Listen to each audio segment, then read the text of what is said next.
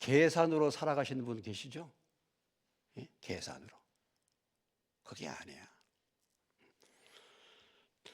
자, 그래서 오늘 그 헌금에 대해서 봅니까? 또 자원에서 자기 자신을 드리는 것이다 그랬죠. 예. 물질을 드리기 전에 헌금은 뭐예요? 자기 자신을 드리는 것이다. 항상 이것입니다. 자기 자신의 헌신, 자신을 드린다는 말이 무엇입니까? 헌신이란 말이잖아요. 자신을 드린다는 한자 표현이 뭡니까? 헌신이죠. 그러니까 재물이라는 것은, 물질을 드리는 것은 단순히 물질을 드리는 것이 아니라 자신을 드리는 것이고, 그 헌금은 은혜와 성도를 섬기는 일이다. 이런 표현들을 우리에게 주고 있습니다. 그리고 또 한 가지 중요한 것이 8절에서 사랑의 진실함을 증명하는 것이 뭐예요? 헌금이다. 8절에 헌금이 뭐라고요? 사랑의 진실함을 증명하는 거예요. 여러분이 하나님을 사랑하십니까? 여러분이 이웃을 사랑하십니까? 여러분이 어느 곳에 가장 물질을 많이 사용합니까? 내가 가장 물질을 많이 사용하는 곳이 내가 가장 사랑하는 거예요. 내가 자식들에게는 아깝지 않아. 자식들에게 쓰는 것에 10분의 1이나 하나님의 교회에 드리는가 어떤지 모르겠어요. 내 사랑의 진실함을 증명하는 거예요. 이 물질이라는 것이. 그러니까 내가 자식을 사랑하기 때문에 많은 돈을 투자하잖아요. 그렇죠? 내가 가정을 사랑하기 때문에 많은 돈을 투자하는 거야. 내가 여러분이 좋아하는 어떤 취미, 그것에 내가 많은 돈을 투자하잖아요. 왜? 내가 좋아하기 때문에. 내가 그걸 사랑하기 때문에. 여러분이 사랑하는 가장 중요한 대상이 무엇입니까? 하나님이시라고 한다면 하나님의 교회에 그만큼 드릴 거예요. 제가 참 죄송한데요. 제가 작년도에 제 수입의 45%를 드렸다고 했잖아요. 제 기부금 영수증이 그걸 말해주는 거니까, 뭐 제가 거짓말하는 거 아니니까. 제가 관심이 그거니까 그렇습니다. 관심이 그러니까. 이게 사랑의 진실함을 보이는 거죠. 내가 어떤 사람을 사랑한다 그러면 그 사람에게 물질 나누고 싶은 거 아니겠습니까? 그런 거죠. 근데 하나님의 교회에는 참 인색해요.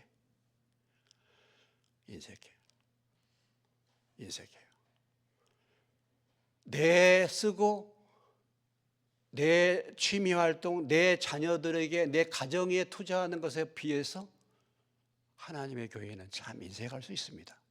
얼마든지 그럴 수 있어요. 그것은 정말 하나님이 가장 큰 사랑의 대상이 아니기 때문에 그런 거예요. 물질은 사랑의 진실함을 증명하는 것이다. 오늘 바울이 이렇게 얘기한 것이죠. 그렇게 얘기하는 것이고, 또 하나 중요한 것은 서로 간에 뭐예요? 이것은 평균하게 만든 것이다. 모든 사람들에게 골고루 뭐예요? 은혜를 나누는 것이다 라는 것이죠. 많이 버는 사람은 어떻게 되겠습니까? 하나님 앞에 많이 내는 거죠. 많이 내는 거. 적게 버는 사람은 적게 내고. 그래서 사실은 서로 간에 도움을 주고 받는 거잖아요. 그래서 평균케 하는 것입니다. 균등하게 하는 것입니다. 어떤 사람은 가난하게 만들고 어떤 사람은 부유하게 만들고, 이게 아니고 이렇게 이제 되는 것이다 라는 것을 말씀하고, 많이 거둔 자도 왜요? 남는 것이 없고 적게 거둔 자도 모자람이 없다. 이게 하나님의 법칙이다라는 것입니다. 우리가 청지기 세미나 때 그런 적이 하잖아요. 오블리스 노블리주. 뭡니까? 많이 주어진 혜택 받은 사람에게는 많은 것을 요구하신다. 하나님의 책임을 요구하신다. 그런 의미잖아요. 내가 귀족 출신이야. 내가 많은 혜택을 받았어. 그럼 그만큼 사회에 헌신해야 될 필요성이 있는 것입니다. 예. 그래서 외국 같은 경우는 그게 참 그 의식이 돼 있잖아요. 크리스찬 의식이 돼가지고, 제가 그런 말씀 드렸는데, 우리나라 6.25 때 우리나라 유엔군 사령관 벤플리트라는 사령관이 있었습니다. 그 벤플리트 사령관의 아들이 어디에서 죽었어요? 한국에서 죽었어요. 비행기 조종사인데 한국에서 격추당해서 죽었어요. 내가 그 유엔군의 사령관이면 우리 아들 뭐예요? 얼마든지 우리나라 같으면 빼줘. 전쟁터에 오게 하겠습니까? 그러나 그게 아니야. 내가 그런 높은 지위에 있기 때문에 그만큼 책임이 있는 겁니다. 물질도 마찬가지예요. 물질도 다른 사람보다 더 많은 물질이 내게 주어지면 그 물질에 대한 책임도 더 그만큼 큰 것입니다. 큰 거세요. 제가 여러분보다 성경을 더 많이 알고 제가 더 많은 지식이 있다고 한다면 이 지식을 뭐예요? 여러분에게 나누는 거잖아요. 그런 책임이 제가 있는 거잖아요. 저만 간직하는 게 아니죠. 우리가 건강이 있다라고 한다면 건강할 때 더 열심으로 섬겨야 될 책임이 사실 우리에게 주어진 것입니다. 그게 다 책임이 있는 거예요. 이걸 모르면은 저는 그전에는 그걸 몰랐어요. 교회가 성도들이 많아지면 저는 좋을 줄 알았거든요. 물론 뭐 지금도 그렇습니다만 그럼 뭐 많아지면 좋겠지만은 돌아보면은 참 그게 아니더라고. 여러분 한 사람 한 사람에 대해서 내가 여러분의 영혼에 대해서 그만큼 책임이 있다고 생각한다면 참 이거 굉장히 무거운 것입니다. 무거운 것이에요. 여러분을 구원받게 하고 여러분들이 믿음 안에 서게 만드는 거 물론 제 힘으로 되는 건 아닙니다만 제게 책임이 주어지고 있지 않습니까? 제가 만약 말씀을 잘못 가르치고 어떤 잘못 이렇게 했다고 한다면 그 책임을 누가 감당하겠습니까? 제가 하나님 앞에 감당할 걸 생각하면요. 참 책임이 크죠. 그래서 그런 부분들이 우리에게 주어지고 있다는 것을 우리가 기억해야 할 것입니다. 자, 이제 오늘 16절로부터 24절의 말씀을 간단하게 요약하면은 이렇게 중요한 물질을 운반할 수 있는 그 일을 감당할 수 있는 연보를 담당해 가지고 그 연보를 예루살렘 교회에다 전달할 하나님의 일꾼을 세우는 것입니다. 그걸 말해주고 있어요. 그러니까 연보를 담당하는 담당자들을 어떤 사람을 세워야 할 것인가를 우리에게 말씀해 주고 있는 거죠. 누구에게 돈깨를 맡길 것인가 이런 부분이고 오늘 이 말씀을 좀 더 우리가 깨닫기 쉽게 하기 위해서는 교회의 재정을 어떤 사람이 맡아야 할 것인가 이런 부분에 대한 말씀일 수 있어요. 지금 저희 교회의 재정을 김재철 장로님하고 최경수 권사님하고 김영수 집사님이 맡으셨는데 잘 들으셔야 됩니다. 그런데 그것을 뛰어넘어서서 어떤 사람을 교회 일꾼으로 세워야 될 것인가 그런 부분에 대한 또 말씀이에요. 꼭 재정 문제가 아니라 한다 할지라도 그런 얘기죠. 하나님의 교회에 어떤 일꾼을 세워야 할 것인가 오늘 이 말씀을 범위를 넓힌다면 그런 말씀과 동일한 것입니다. 그래서 오늘 이제 사도 바울이 지금 이제 이 연보를 권면하면서 이것을 감당할 수 있는 일꾼은 이런 사람을 세운다. 이렇게 지금 고린도 교회에 알리고 있는 건데 몇 사람을 세웁니까?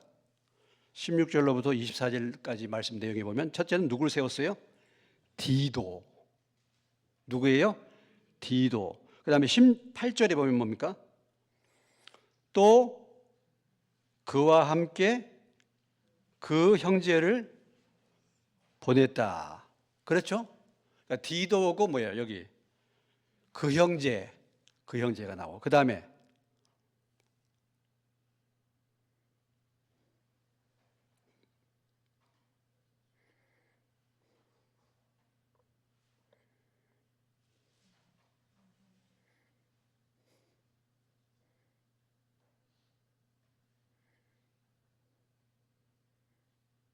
22절에 또 뭐예요? 또 그들과 함께 우리의 한 형제. 그러니까 몇 사람을 보낸 거예요? 예? 디도를 보내고 그 다음에 그 형제를 보냈고 22절에 또 한 형제. 그러니까 몇 사람입니까? 세 사람을 보냈다는 거예요. 세 사람. 그래서 이제 이것은 무엇을 의미합니까? 이 거액의 연보를 운반하는데 관리하는데 단수가 아니라 뭐예요? 어떻게? 복수로. 혼자가 아니라 뭐예요? 복수로 맡아야 되는. 그렇죠? 혼자가 아니고 복수로 이 일을 맡게 했다. 그렇게 이제 말하고 있습니다. 그래서 누구를 세워야 하는가? 오늘 말씀의 제목은 그거예요. 어떤 사람이 하나님의 일꾼인가? 이렇게도 볼 수 있습니다. 이 중요한 재정의 문제, 누구를 세워야 할 것인가? 하나님의 교회에서 어떤 자가 일꾼, 중요한 일을 맡을 일꾼이 되어야 할 것인가? 이런 말씀과도 연결이 되는 부분이라고 볼 수 있습니다. 자, 여기 보면은 이제 첫 번째 누가 세워졌습니까? 우리가 알다시피 디도죠, 디도. 디도를 표현할 때 23절에 나오죠. 23절을 같이 주목해서 읽겠습니다. 시작. 디도로 말하면 나의 동료요, 너희를 위한 나의 동역자요. 우리 형제들로 말하면 여러 교회의 사자들이요, 그리스도의 영광이니라. 여기 이제 디도를 표현할 때 내 동역자 이렇게 표현하죠. 나의 동료, 나의 파트너다. 또는 파트너고 나의 펠로우 워커, 나와 함께 일하는 자다. 디도는. 여러분 이미 이제 디도에 대해서 많이 들었잖아요. 예. 바울의 심부름을 신실하게 맡길 수 있는, 바울이 신실하게 맡길 수 있는 하나님의 일꾼 디도입니다. 그러면 우리가 디도에 보면, 성경에 보면 뭐가 있습니까? 무슨 서신이 있어요? 디도서가 있어요. 디도서가.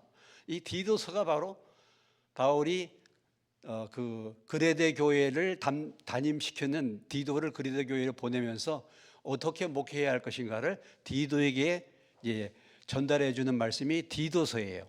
그럼 디도서에서는 디도를 뭐라고 표현했는가? 잠깐 한번 디도서로 가보시겠습니다. 디모데후서 다음에 있어요. 디도서 1장 4절만 보시겠어요?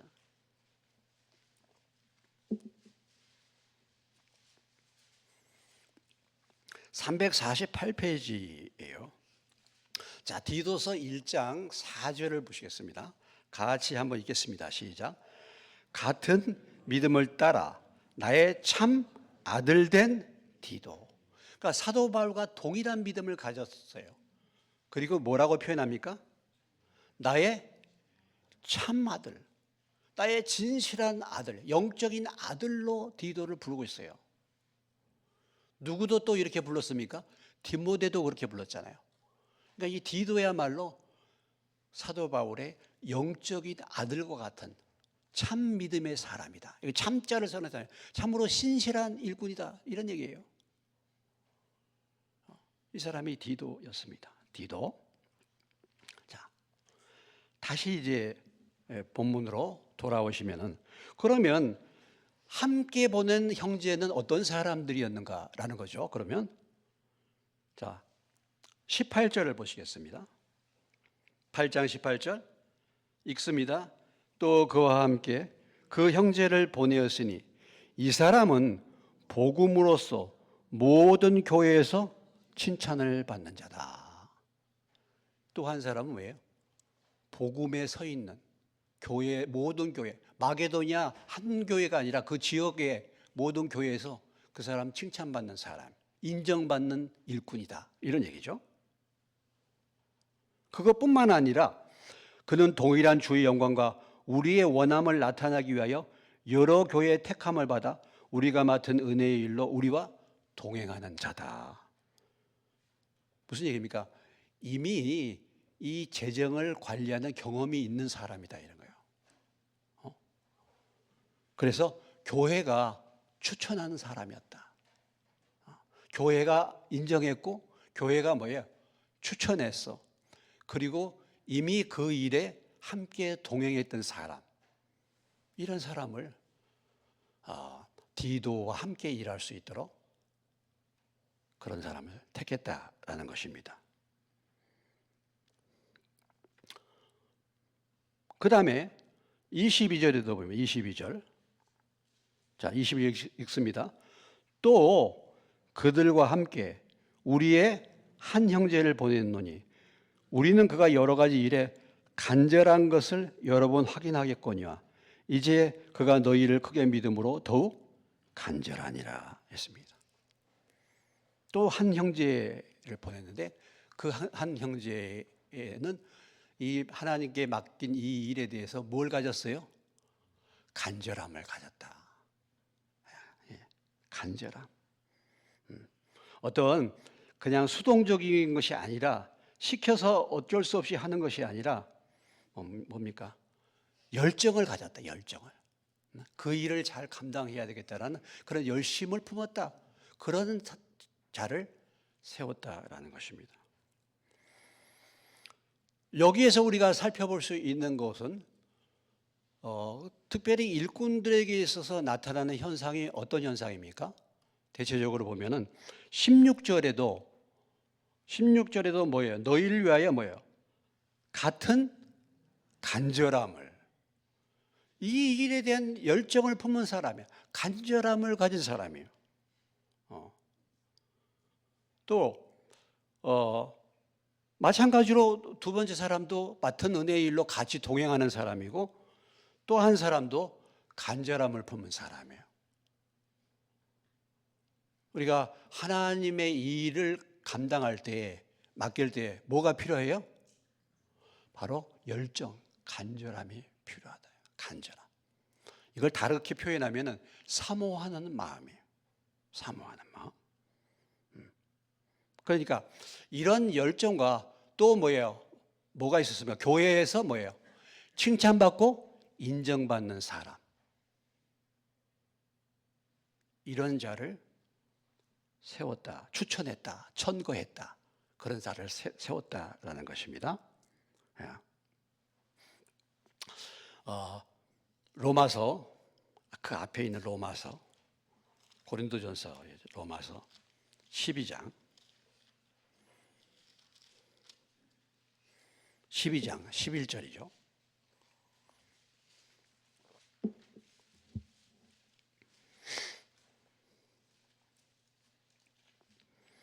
자, 12장 11절입니다. 같이 읽겠습니다. 부지런하여 게으르지 말고 열심 품고 주를 섬기라. 주님을 섬기기 위해서 뭐가 필요해요? 열심이 필요해요.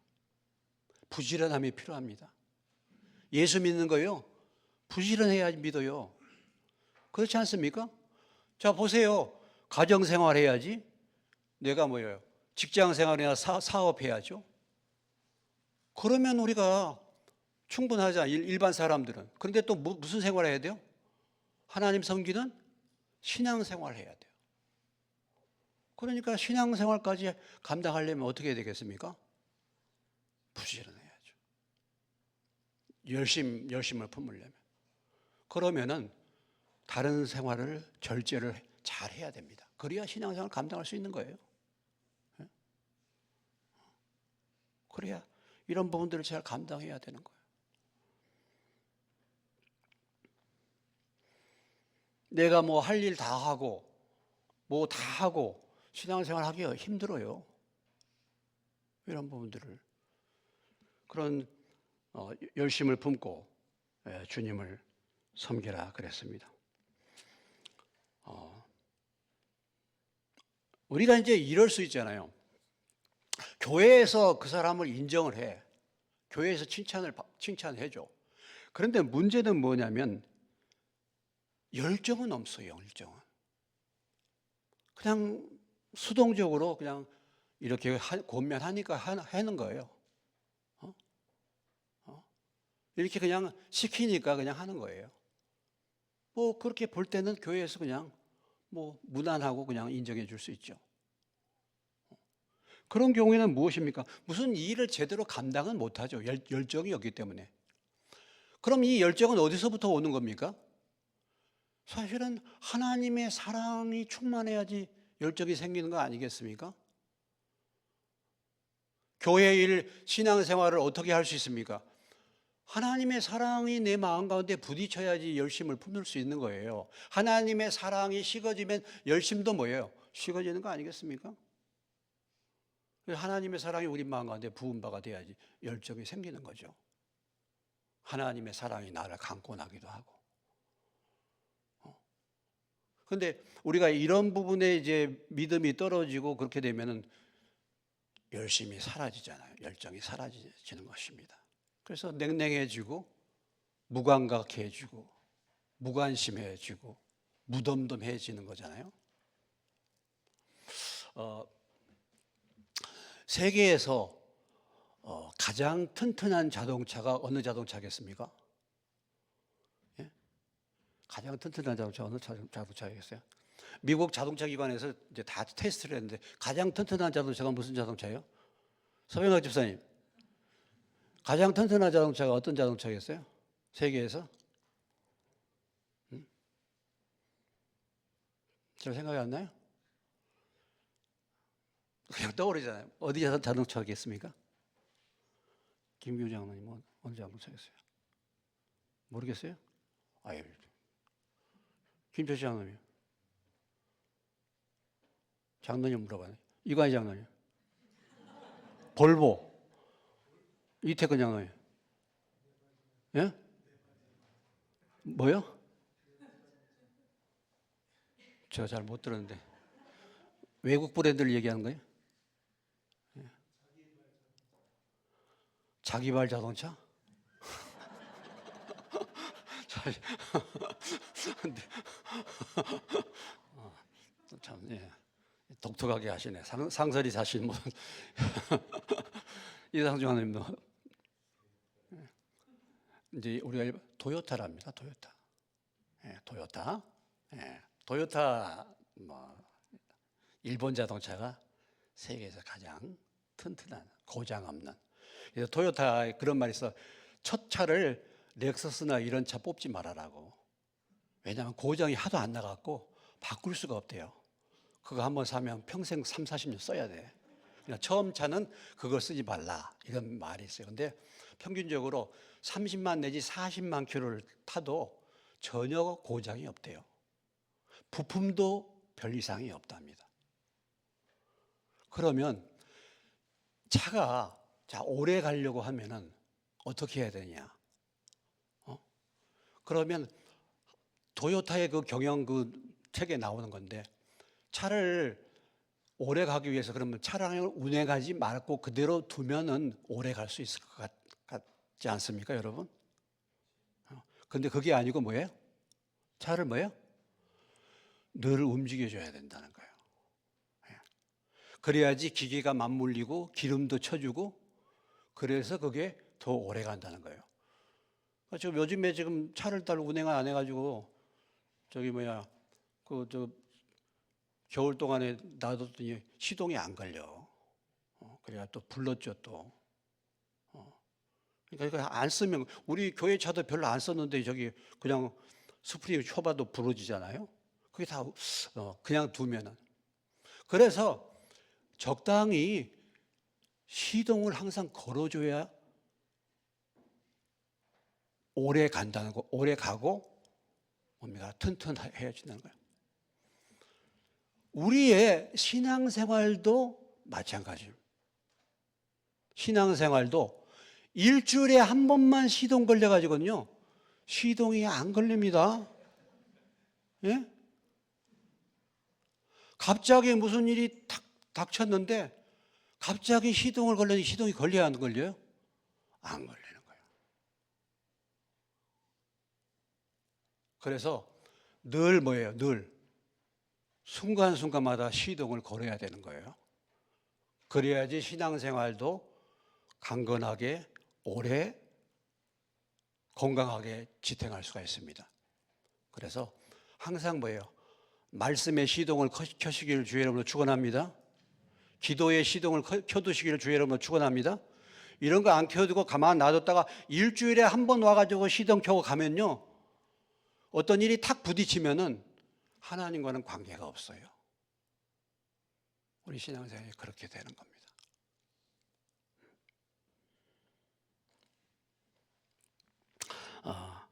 그래서 이런 간절함이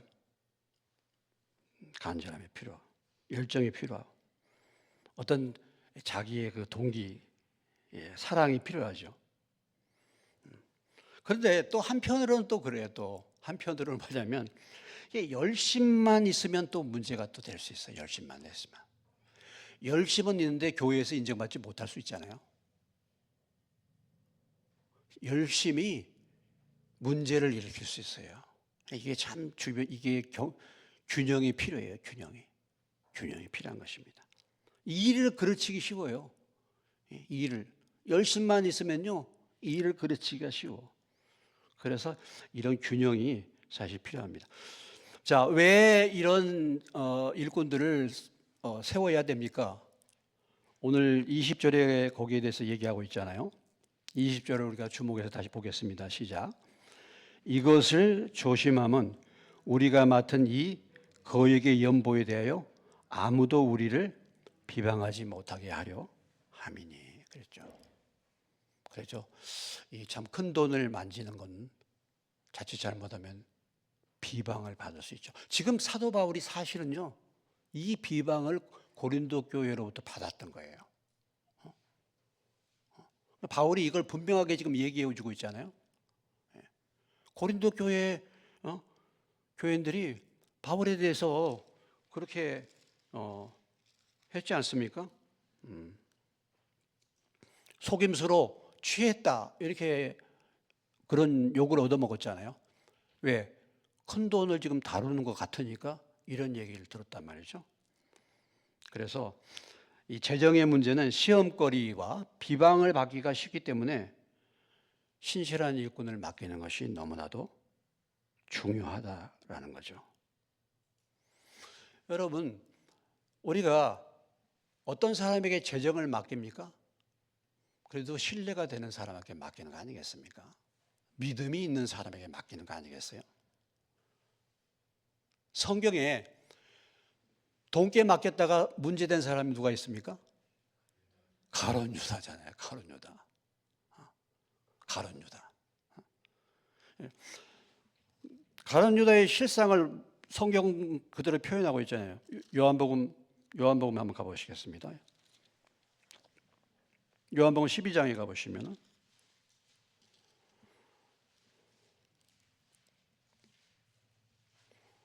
167페이지에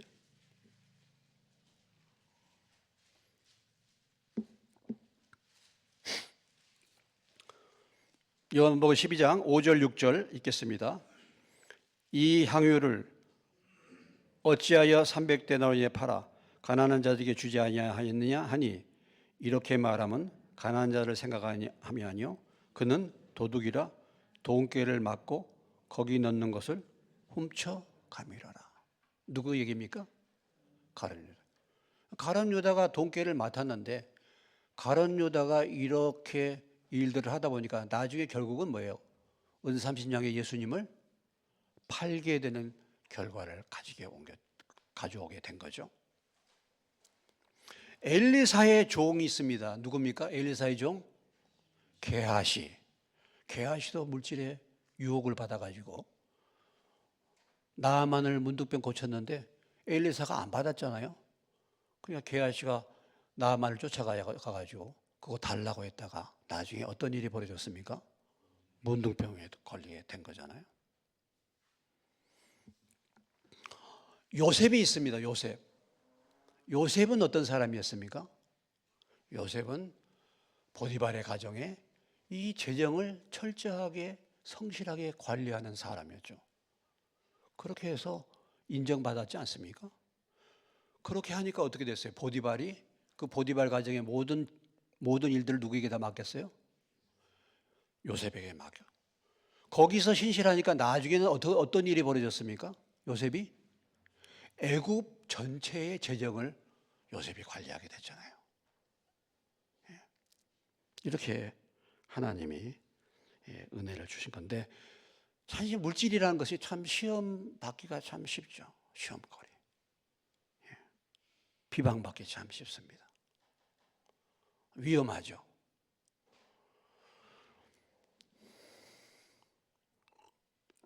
그래서 그것은 하나님 앞에 조심할 뿐만 아니라, 오늘 말씀이 뭐예요? 21절을 보면은 21절을 같이 읽겠습니다. 이는 우리가 주 앞에서뿐 아니라 사람 앞에서도 선한 일에 조심하려 함이라. 그러니까 하나님 앞에서뿐만 아니라 누구 앞에서도, 사람들 앞에서도 그런 부분에서 계산과 이런 것을 분명하게 할 필요가 있다는 것을 보여주고 있죠. 사도 바울이 늘 기도했던 기도의 제목인데요, 사도행전 24장 16절 말씀입니다. 이것이 사실 우리의 기도 제목이 되어야 될 부분이죠. 사도 바울이 늘 기도했던 기도 제목 24장 사도행전 16절입니다.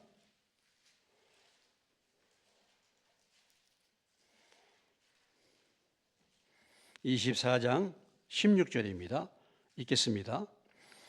이것으로 말미암아 나도 하나님과 사람에 대하여 항상 양심에 거리낌이 없기를 힘쓰나이다. 굉장히 노력한다. 항상. I strive always라고 그래요. 스트라이브는 정말 치열하게 싸웠다. 항상 하나님과 사람 앞에 양심에 거리낌이 없도록 하기 위해서. 바울의 고백이잖아요. 이것이 사실 우리들의 기도 제목이 되어야 될 거 아니겠습니까? 우리가 하나님 앞에 인정받고, 또 뿐만 아니라 이런 부분에 대해서는 사람들 앞에서도 조심해야 되겠다. 그렇기 때문에 이런 신실한 일꾼들을 선택해서 세웠다라는 것입니다. 여러분, 오늘 이제 재정관리 문제들을 다루고 있는데, 하나님의 일을 할 때 가장 중요한 것이 무엇이겠습니까? 하나님의 사람을 택하는 거죠. 어떤 사람에게 그 일을 맡기는가, 이거 참 중요한 것입니다. 어쩌면 우리가 그럴 수 있죠. 교회 목회자, 어떤 목회자가 하나님이 부르셔서 목회해야 할 것인가? 저같이 참 준비가 안 된 목회자는 사실은 곤란해요. 솔직히. 어렸을 때부터 주일학교 때부터 신앙생활을 신실하게 잘하고, 부모님이 자녀를 위해서 기도하고 잘 준비된 이런 사람들이 제대로 목회자가 돼야 되는데, 그런 사람이 없다 보니까 저 같은 사람을 하나님이 부르신 거잖아요. 사람이 없다 보니까. 그래서 시행착오를 저도 많이 겪고, 근데 정말 준비된 사람, 맡길 수 있는 사람, 이런 사람이 사실은 주어져야 돼야 되겠죠. 참 이 일꾼을 세우는 것이 너무나도 중요한데, 이 일꾼을, 어떤 일꾼을 세우는가, 이게 참 과제입니다. 과제예요.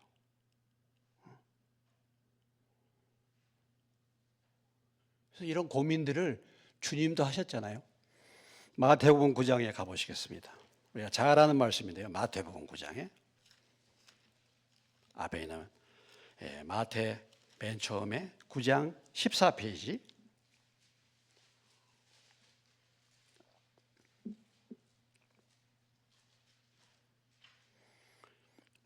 자, 14페이지 9장 37절로 38절입니다. 읽습니다. 시작.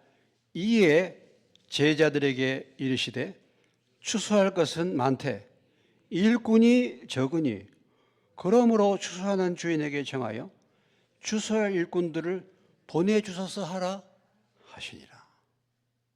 참. 우리의 간절한 기도 제목, 또 저의 요즘의 간절한 기도 제목이 두 가지입니다. 하나는 나라를 위한 기도고, 하나는 이 기도예요.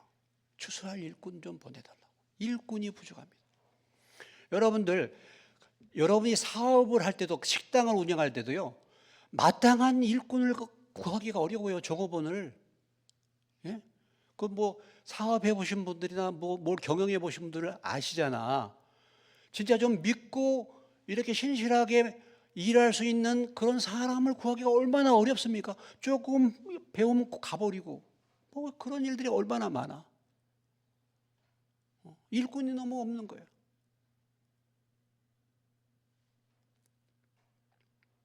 일꾼이 부족한 거예요. 그러니까 부족한 가운데서 일꾼을 세우려니까 이게 너무 힘든 거예요.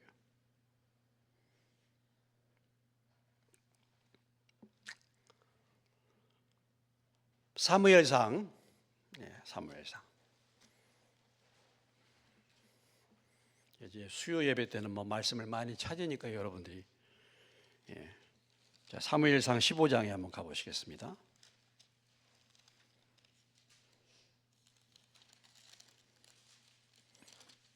15장 10절로 11절이에요. 431페이지 찾으셨죠? 같이 한 목소리 읽겠습니다. 시작. 여호와의 말씀이 사무엘에게 임하니라. 이르시되 내가 사울을 왕으로 세운 것을 후회하노니 그가 돌이켜서 나를 따르지 아니하며 내 명령을 행하지 아니하였음이니라 하신지라. 사무엘이 근심하여 온 밤을 여호와께 부르짖으니라. 자, 사울을 누가 세우라고 하셨습니까? 사울을 누가 세우셨어요? 하나님이 세우셨는데 지금 사울을 세운 데 대해서 누가 후회하셔요? 하나님이 후회하시는 거예요. 사무엘이 근심해서 온 밤을 하나님께 부르짖었다. 사도행전 6장에 지혜와 성령이 충만한 7 집사를 세우잖아요. 다 지혜와 성령이 충만한 그런 사람을 세운다고 세웠어요. 근데 그 사람 중에 누가 있었어요? 니골라가 있었잖아. 나중에 니골라가 어떻게 됐습니까? 니골라 당을 만들어가지고 이단이 된 거예요. 교회에서 인정받았고 지혜와 성령이 충만하다고 세웠는데 나중에 뭐가 됐어? 이단의 괴수가 된 것입니다.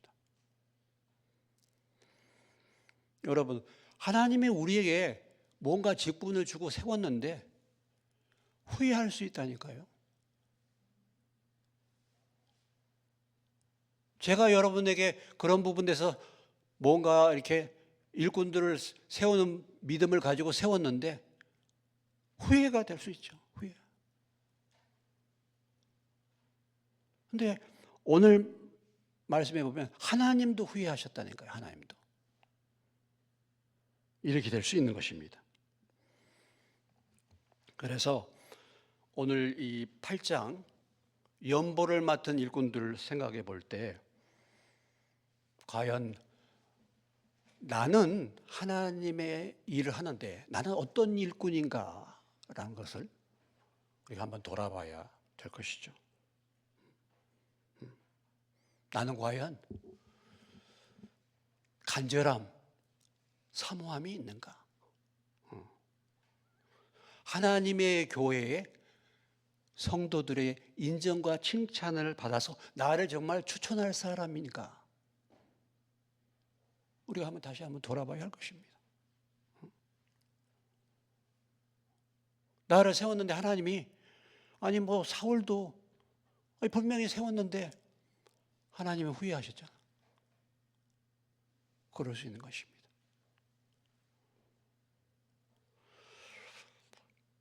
저의 남은 기도 제목은요, 앞으로 하나님이 나를 부르실 때까지 하나님이 나를 그대로 좀 붙잡으시더라고. 그 기도 제목. 엉뚱하게 제가 실족하거나 말과 행동에 있어서 잘못되거나 얼마든지 그럴 수 있지 않습니까? 끝까지 하나님 붙들어 달라고. 붙들어 달라고. 세웠는데 후회가 되는 거예요. 과연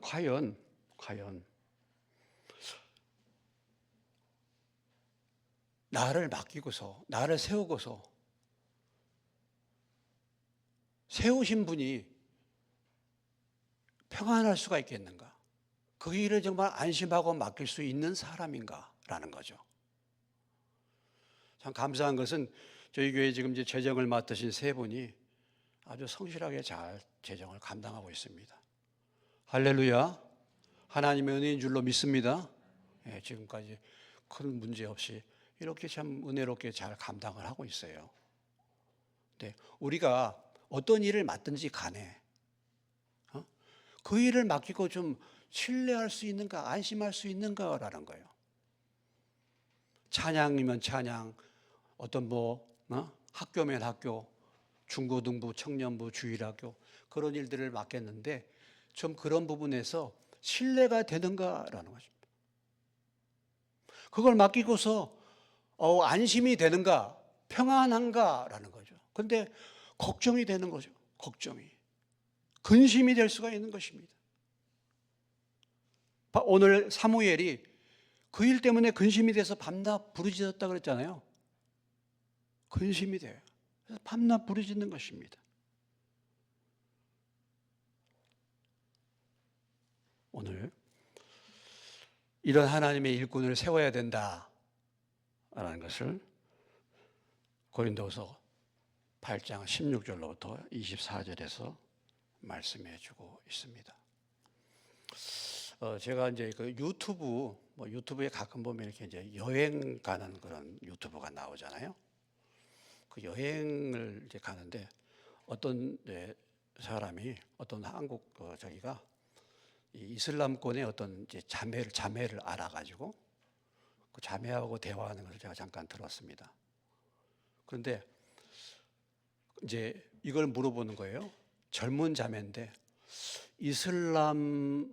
이슬람교의 특징이 뭐냐? 자기는 기독교인인데 그냥 기독교인 그래서 신앙생활하고 교회 다니고 이렇게 하는 거고 기독교는 이슬람교는 너에게 있어서 무슨 의미냐라고 질문을 던지는 거예요. 그러니까 젊은 여자애가 딱 정리를 하는데 이렇게 말하더라고요. 이슬람교는 우리가 믿는 이슬람교는 그것이 우리의 존재 목적이라고. 우리가 사는 의미라고. 이렇게 말하는 거예요. 가장 잘 정의하는 거예요. 이슬람에 대해서. 그러니까 무슨 이슬람의 이만인가 교리 담당하는 그런 목사 그런 저기가 아니고 일반 그냥 이슬람교 저기인데 히잡을 둘러 쓰지도 않았어요. 그런데 답변이 뭐냐면 우리가 믿는 이슬람은 뭐라고요? 우리의 존재 목적이라는 거예요. 한마디로 말해서 이슬람 믿는 사람들은 이슬람의 뭡니까? 그 신을 위해서 산다는 거예요. 삶의 의미와 존재의 목적이 그거라는 것입니다. 무하마드가 그들의 사는 삶의 의미와 존재 목적이에요. 그냥 일반 사람이 그런 얘기를 해요. 그러면 우리가 믿는 예수님은 누군가? 우리가 믿는 기독교는 뭔가? 우리의 삶의 목적입니까? 우리의 삶의 의미입니까? 어떻습니까? 그냥 취미예요, 취미. 해도 좋고 안 해도 좋고 취미입니다, 취미. 우리가 믿는 하나님이 진짜 하나님이신데, 우리가 믿는 예수님이 길이요 진리요 생명인데 우리는 그렇게 믿지를 않는 거예요. 그런데 사실은 이슬람은 가짜 아닙니까? 참신입니까? 아니잖아요. 근데 그들에게 있어서 이슬람은 존재 목적이라고 말하는 거야. 야.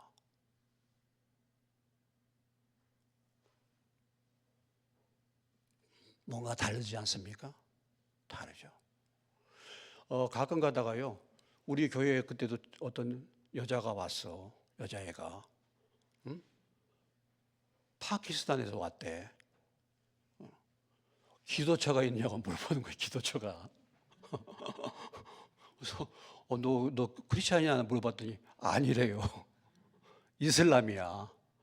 근데 기도처를 찾으러 왔다니까. 그러니까 이렇게 예배당에 있으니까 여기가 기도할 그런 쪽이라고 기도처가 있다고 하니까 내가 지하로 내려가 봐라 하더니 내려가 보더니 아니래 여기.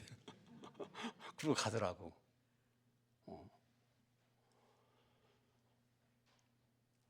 물론 그게 이제 습관적으로 하루에 5번씩 하잖아요. 어쨌든 그러니까 생활 자체가 그런 거예요. 그들이 믿는 신이 나의 삶의 목적이야. 존재의 의미예요.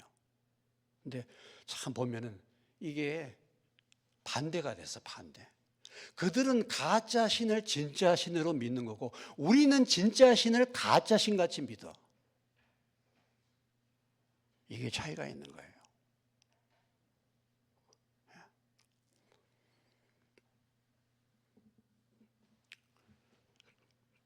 그래서 오늘 다시 한번 오늘 이 고린도후서 8장을 통해서 중요한 이 교회의 재정, 연보, 헌금을 거액의 연보를 운반하기 위해서 이런 일꾼들을 세웠다라는 것을 우리가 볼 때 다시 한번 하나님이 우리를 그런 일꾼으로 우리가 그렇게 인정을 받고 그렇게 쓰임 받는 그런 일꾼으로 쓰임 받으시기를 저의 주님의 이름으로 축원합니다. 우리가 지금까지는 부족한 것들이 많이 있었는데 그래도 하나님이 세우셨으니까 하나님 그래도 인정받을 수 있는 신실한 오늘 이 사람들이 그런 사람들이잖아요. 디도와 또 다른 두 형제가 이미 그런 사람이잖아요. 오늘 저와 여러분이 그렇게 인정받을 수 있는 믿음의 사람들 되시기를 주의 이름으로 축원합니다. 그래서 하나님이 세웠다가 하나님이 후회하시면 어떻게 되겠어요? 나중에 무슨 소망이 있겠습니까, 여러분?